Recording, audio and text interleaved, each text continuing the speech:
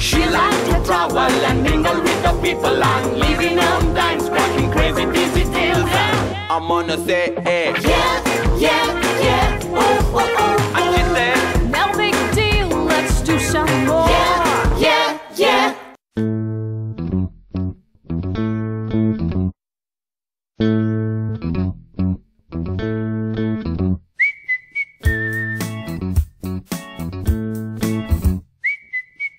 Manicured greens, pristine surroundings, cowbells in the distance. Stir these ingredients together with the best cheese and chocolates in the world and sprinkle it with warm and punctual people, and voila, I have my next destination. Over the next 3 days and 3 nights, I'm going to be traveling across a country whose core philosophy has been sustainability for a very long time. I hope all of you join me on my travels across Switzerland. If you're traveling from India, chances are you will land in Zurich. And no, Zurich is not the capital of Switzerland. It is the only most commonly asked annoying question. The capital is Bern. But Zurich is the most popular and the most visited destination in the country. Home to 380,000 people, the largest city of Switzerland is set around the northwestern tip of Lake Zurich. Passing by Zurich doesn't really pinch the pocket. If you're on your own, sit by the lakeside and break some bread with swans. Or you can listen to roadside music free of cost. You know what else is free of cost? Well, almost. If you get a Zurich pass, some boat tours as well as tram rides come for free.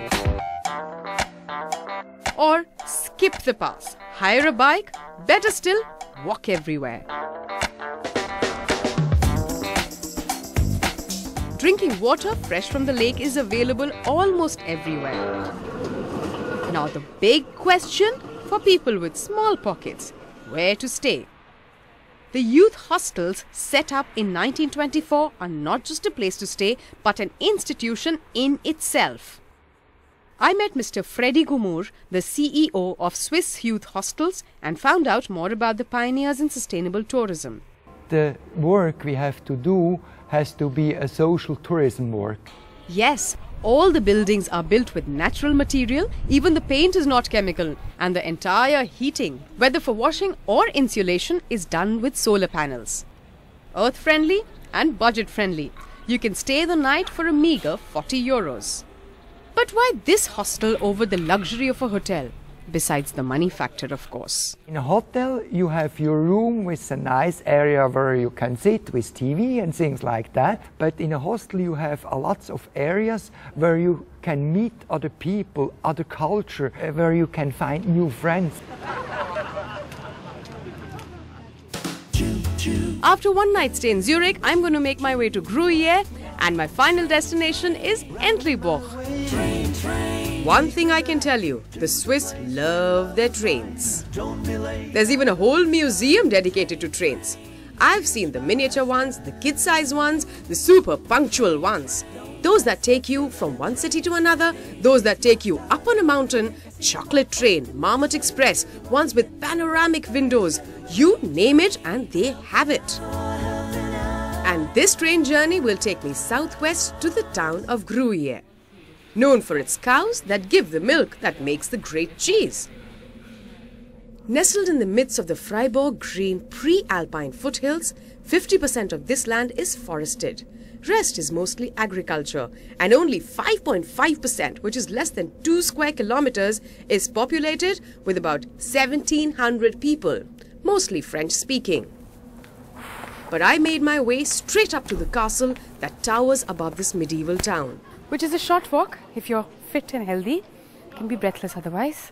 But what's very interesting is that the most modern building in this entire village is from 17th or 18th century and otherwise dates back to 14th century.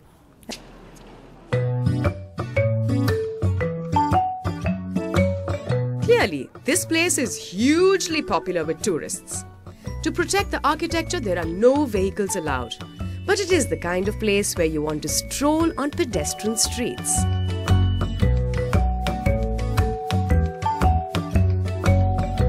A historic tour followed by a hearty meal, in particular fondue. That's what most itineraries look like. Food is superb, but not cheap. The trinkets are quirky and very steep. But what attracted me here was slightly, how should I put it, unusual.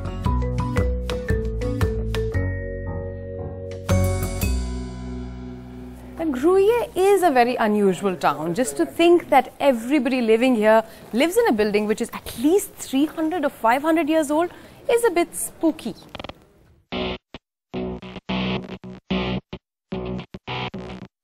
If you haven't guessed till now, then these are aliens. That's because Gruyere is famous for two things, cheese and Giger. Don't know who the guy is? He's the same gentleman who designed all the costumes for the film Aliens. Hans Rudolf Giger is a Swiss surrealist painter-sculptor, set designer and winner of an Academy Award for Best Visual Effects for his design work on the film Alien. In 1998, Giger acquired this chateau in Gruyere, which now houses the museum, a permanent repository of his work.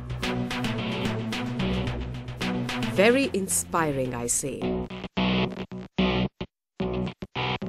No big deal, let's do some more. Do you have the NDTV Profit app? All the markets, all the news and your own homemade, ready-made portfolio available there for you. We will right now answer what you should sell, what you should buy when markets are down. Download at ndtvprofit.com/apps. Get the best app from the channel you trust.